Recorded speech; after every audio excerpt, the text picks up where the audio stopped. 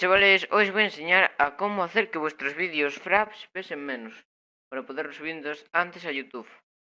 Bueno, necesitáis el Camtasia Studio y ya está. A ver, al vídeo que queráis subir, bueno, que queráis subir a YouTube, lo comprimís. Este de fraps, vamos a ver cuánto pesa. Pesa 1,24, ¿veis ahí? Bueno, arrastráis ese vídeo en la línea del tiempo. Listo. Y os va a salir esta pestaña, le dais a OK. Vais a este icono de aquí y vais a Produce en Share. Ha sonado un poco gay, claro. Pues os vais ahí a Produce Usuario. Os va a salir esta pestaña y le dais a configuración personalizada de producción. Vale, le damos.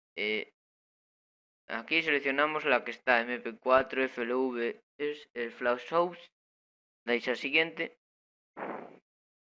Y os va a salir esto. Aquí no cambiamos nada. Damos a siguiente y aquí donde queréis guardarlo y aquí el nombre que le queréis poner. Bueno, finalizamos y os va a salir esto. Yo lo voy a cancelar porque ya lo tengo y os va a salir esa carpeta con el nombre que vosotros le pusisteis. Vale, cancelamos ahí y listo. Cerramos esto y listo. Ahora, el vídeo que pesaba 1,24 si no me equivoco, ahora pesará